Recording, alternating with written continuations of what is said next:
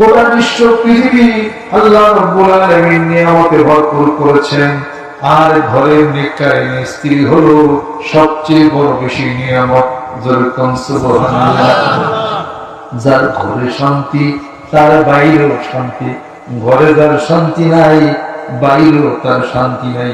এই প্রেম, এই আদর, এই স্নেহ, এই মায়া, এই মমতা, এই শান্তি কোথায় গেল? শান্তি তালাশ করতো, উপভোগ করতে হবে কিনা? শান্তি চাই, যেরকম ঠিক কিনা? যদি প্রশ্ন করি ধনী হতে চান, হ্যাঁ চাই। শান্তি চান, হ্যাঁ চাই। বেশি দিন বাঁচতে চান, হ্যাঁ চাই। কিন্তু প্রত্যেকটা মানুষ তাড়াতাড়ি যেন মরি এই কাজটাই করি, প্রত্যেকটি মানুষ অশান্তিতে যেন থাকি এই কাজটাই করি। শান্তি কেমনে আসবে এটা কিন্তু জানি না, কিন্তু বিপরীতে শান্তি খুব চাই। কথা ঠিক কিনা? বলতেছিলাম হযরত আয়েশা সিদ্দিকা রাদিয়াল্লাহু তাআলা আনহা আল্লাহর নবী সাল্লাল্লাহু আলাইহি সাল্লামকে পানি দিয়ে গোসল করে দিতেছিলেন। আল্লাহর নবী একটা পাথরের মধ্যে দাঁড়ানো ছিলেন, ওই পাথরটা মা আয়েশার পায়ের মধ্যে পড়েছিল। ওই এত চাপ লাগতেছিল, যে চাপের কারণে তিনি এত ব্যথা পাইতেছিলেন, আঙ্গুলটা ফাইতে যায় রক্ত পড়তেছিল। আল্লাহ নবী দেখতেছিলেন রক্ত, কেন রক্ত এখানে? আয়েশা, রক্ত কেন এখানে? হযরত আয়েশা বলেন, ইয়া রাসূলুল্লাহ, গোসল শেষ হয়ে গেছে, এইবার বলতে পারি কেন এখানে রক্ত? আল্লাহ নবী জিজ্ঞাসা করতেছেন, আয়েশা কেন রক্ত? হযরত আয়েশা সিদ্দিকা রাদিয়াল্লাহু তাআলা বলতেছেন, ইয়া রাসূলুল্লাহ, গোসল করতেছিলেন, গোসল করাইতেছিলাম, একটা পাথরের মধ্যে আপনি দাঁড়িয়ে আছেন, ওই পাথরটা পায়ের মধ্যে চাপ লেগেছিল, রক্ত বের হইতেছিল। আমি যদি পাটা সরাই আপনার একটু গোসলের অসুবিধা যদি হয়ে যায়, আর ফিরের মধ্যে যদি একটু চাপ লাগে আপনার বড় দলে চাপ লাগতো, শরীর কিছু আছে এর নাম মা বিবি আয়েশা, এর নাম বিবি খাদিজা। মিলছে নি? মুখোমুখি খালি এই ঘটনা করলে হবে না, নিজের বাস্তব দিতে হবে। যেরকম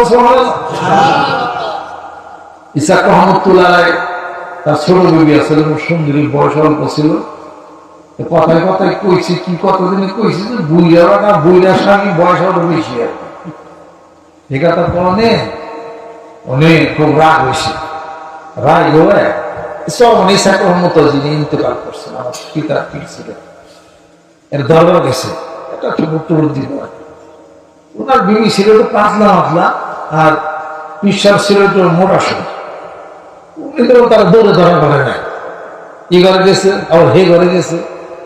এই এরপরে রাগ হয়েছে সকালের দিকে, সারাদিন আর রাগ যায় না। কিছু কিছু মানুষ আছে না, সকালে রাগ হলে পরের বছর 2025 সালে রাগ যায় না। আমারও ভালো আর কি, এই ওই রাগ ভালো, যে রাগ অনেক দেরিতে রাগ হয়, যায় তাড়াতাড়ি। ওই রাগ হলো সবচেয়ে খারাপ, উঠে খুব তাড়াতাড়ি থাকে অনেকদিন।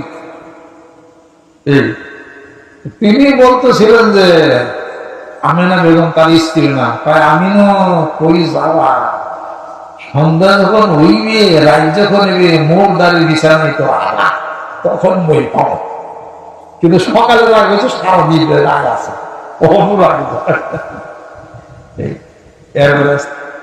এরপরে যখন নাকি রাত 10টার সময় নামাজের পরে খাওয়া দাওয়া করে যখন নাকি বিছানায় আইছে, ইসাক রহমতুল্লাহ চলা আছে না, চলা, এই চলা আমার একটা ওই বালিশের নিচ দিয়ে একটা ঢোকাই ঠেকে দিচ্ছে। যখন মোট দেয় ভোবা, তখন ওই চলা দেয় পানি মাথা, আমার এই খুব দিব ঘুরে আমি বুঝলাম।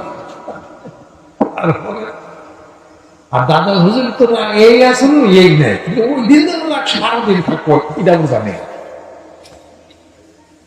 যে আসে বসছে, হুজুর সারাদিন তো মই ফাঁকে ছিলাম, আপনি রাগ হয়েছেন, আমিও রাগ হয়েছি, অনেকে রাগটা গেছে। এই আর বিশ্রাম করে খাওয়া দাওয়া ইয়া থাকে কিছু পাওয়া যায়, রাগ কখনো যায় না। আস্তে আস্তে আস্তে বালিশের নিচের দিকে টান দিতে, টান দিয়ে হাতের মধ্যে ঠাস করে বাড়ি লাগেছে, চিক্ষে করছে। আপনি মনের বাড়ি থাকলে আপনি না পি মানে আপনি না রাগ জায়গা রাগ গেলে কি আজকে আর মডুল জায়গা এই সকালে রাগ হয়েছি এই সলা রাখকে দিছি তোমার পিটাই গেল নাকি তুমি বলে এই কথা কই না বাড়ি দিয়ে বাকিতে স্বপ্ন দেখতেছেন ইসা রহমতুল্লাহ বিবি আমিনা বেগম কিয়ামতের দিন কিয়ামত প্রতিষ্ঠিত হয়ে গেছে আর জান্নাতে যাবে ফেরেশতারা বলতেছে এই মহিলাটা জান্নাতে যাওয়ার আগে তার হাতটা জান্নাতে যাবে এই অঙ্গটাই শুধু জান্নাতে যাবে যেহেতু চর্মনায় ইসা রহমতুল্লাহ তাকে সলাতে বাড়ি দিছে এই হাতটা জান্নাতে যাবে আর তুমি দেহ জান্নাতে যাবে স্বপ্ন দিকে ঘুম ভেঙে গেল ঘুম থেকে উঠে ইসা রহমতুল্লাহ তার মধ্যে পড়ে গেলেন যে আপনি আমার স্বামী বুঝতে পারি নাই একটা বাড়ি না আপনি সারাটা দেহ যদি চলা দেওয়ার বাড়ি যদি ক্ষত বিক্ষত করেন আমি আর বিরোধিতা করব না আরেকটা বাড়ি দেন যাতে আমার পুরা দেহটাই জান্নাতি হয়ে যায় জোরে জোরে কন্যা সুবহানাল্লাহ লা ইলাহা ইল্লাল্লাহ লা ইলাহা ইল্লাল্লাহ লা ইলাহা ইল্লাল্লাহ মুহাম্মাদুর রাসূলুল্লাহ সাল্লাল্লাহু আলাইহি ওয়াসাল্লাম ঈসা রহমতুল্লাহ বলেন আমিনু বাড়ি চুরিয়ে গেছে অহনার হে বাড়ি জোরে সুবহানাল্লাহ যে বাড়ি দিছি এই বাড়ি অহনার হইবে এটা দুনিয়ার বাড়ি হইবে ওটা আখিরাতের বাড়ি চলিয়ে গেছে প্রমাণ আছে না নাই আল্লামা দেওয়ান হোসেন সাইদি সাহেব মরহুম মাগফুর দুনিয়া থেকে বিদায় হয়ে গেছেন তার জীবনের ছোট্ট একটা ঘটনা আমি বলি ঈসা রহমতুল্লাহ বিবিরে বলছেন বাড়ি একটা আসলো একবারই চলে গেছে আর বাড়ি হবে না আমি তিনটা ঘটনা বলবো এই পরিপ্রেক্ষিতে দেওয়ান হোসেন সাইদি সাহেবের নাম আপনারা সবাই শুনছেন ছোট যখন ছিল বাচ্চা বয়সে তার পিতার নাম হলো ইউসুফ সাইদি তার পিতার নাম ছিল ইউসুফ সাইদি শর্ষিন হুজুর মরহুম হুজুর মসজিদ থেকে নামাজ পড়ে আসতেছেন সাইদি সাহেব হুজুর ছিলেন তুতলা কথা বলতে পারতেন তখন তার সামনে দৌড়ছে যে হুজুর আমার ছেলেটা তুতলা সাইদি দেওয়ান হোসেন সাইদা ছেলেটা তুতলা কথা বলতে পারে না একটু দোয়া দিয়ে দেন তখন শস্যেরা সেই হুজুরের আমি দিকে আনছে করছে ছুটু দিয়ে দিছে তারপর দেখবে তুতলা বিশ্বাস এমন আলো এমন নূর এমন ফয়েজ দিছে সেই বাচ্চা ছেলেরা আজ তুতলামি মন্দ কালে তুতলামি মন্দ যা সে পছন্দ গতির কারণে গোটা বিশ্ব পৃথিবীতে তার চেয়ে বড় মুফাসসির কোরআন আমি আর দেখি এটা আল্লাহর ওলির পক্ষ জোর করছে পাইছেন না আর ঈসা রহমতুল্লাহ একবারই দিছিলেন জান্নাতে গেছে তার স্ত্রী ওই হাতটা পাইছেন না আসেন বুখারী শরীফের মধ্যে আছে আরেকটা ঘটনা বনী ইসরাইলের মধ্যে এক লোক বলতেছে আল্লাহ তোরে যদি পাইতাম আমি তোরে কিছু ঘাস কাটা খাওয়াতাম আল্লাহ তোমার যদি পাইতাম গোসল করে দিতাম আল্লাহ তোমার যদি পাইতাম তোমার শিঙে তেল লাগাই দিতাম আমি কি মিশা কথা বলি না হাজার কথা হাদিস শরীফের মধ্যে আসছে মুসা আলাইহিস সালাতু ওয়াস সালাম ওজারদা যায় বল হে মিয়া আল্লাহ কি গরু খাসি পেয়েছো তার শিঙে তেল তার গোসল করে তার ভাত খাইব তার ঘাস কেটে খাইব তখন সে পাগল না চুপ হয়ে গেছে হাই রাম কি পাগল বাড়িতে চলে গেছে হযরত মুসা আলাইহিস সালাতু ওয়াস সালাম আল্লাহর সাথে কথা বলার জন্য আবার গেছেন আল্লাহ পাক বলেন মুসা আমার একজন আসে আমার একজন